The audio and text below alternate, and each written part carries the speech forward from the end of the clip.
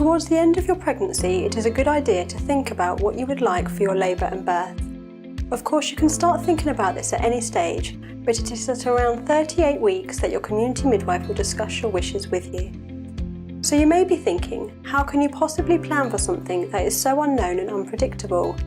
Well, the answer is, you don't. You are not making a birth plan, but are considering your birth preferences.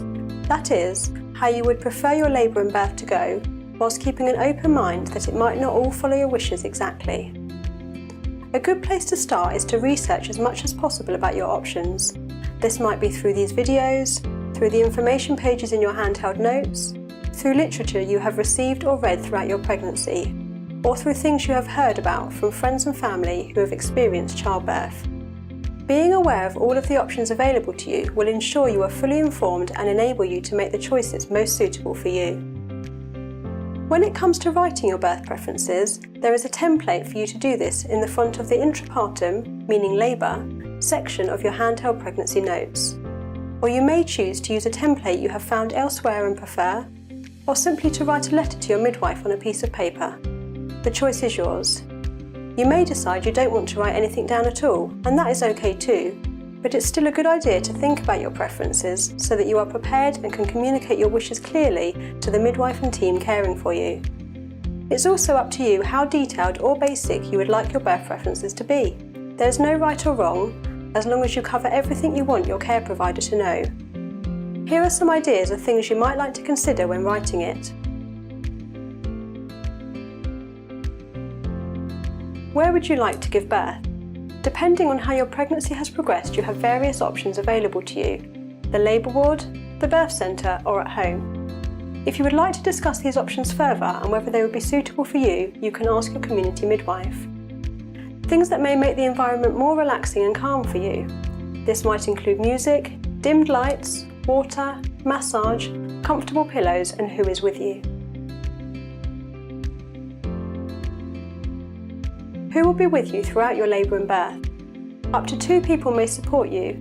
This may be your partner, a parent, or another relative or friend that you feel will be a good support to you. You may like to have the baby's sibling there.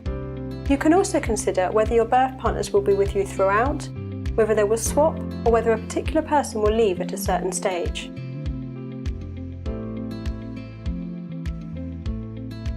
You may like to consider the positions you would like to be in, or things you would like to use during your labour. For example, if you would like to be mobile, whether you would like to kneel or stand, whether you would like to use the birthing pool, practice hypnobirthing, use a birthing ball, use aromatherapy, play some particular music, or have a certain picture with you to look at. Do you know when and how we would like to monitor your baby? Whether that be intermittent or continuous monitoring, and also how we will monitor your observations and progress. Do you have any objections to this or prefer something different? If so, you can have a discussion with your midwife about it.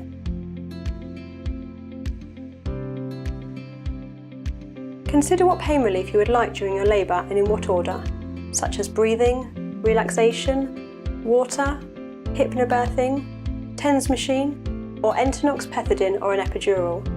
Make sure you are aware of all of the options available to you so you can ask for something if you need or would like it. Look at the information in your handheld notes. Think about how you would like to birth your baby, positions you might like to adopt, who will be present and where in the room they will be, who will cut the cord. This could be any of your birth partners, or you yourself, or the midwife. You might have a special request around discovering the sex of your baby. Consider whether you would like to have active management or a physiological delivery of the placenta.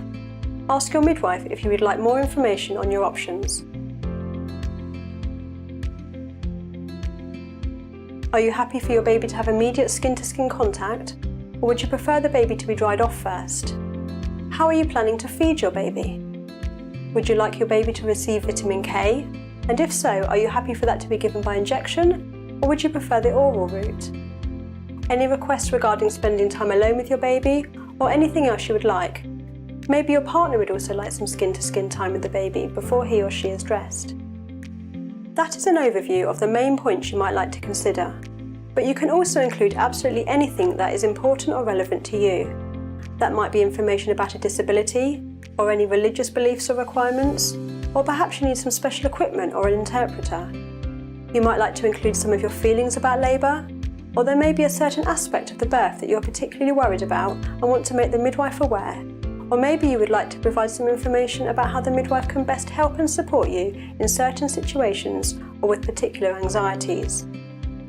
You might like to include your thoughts about if the labour doesn't follow your wishes or unexpected circumstances arrive, such as going to theatre or your baby going to the neonatal unit.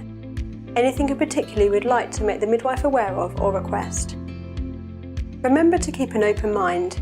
You are considering your birth preferences, not making a plan. But this is your opportunity to communicate to your midwife and care providers how you would ideally like your labour and birth to go, to enable them to try and help you achieve your wishes as much as possible.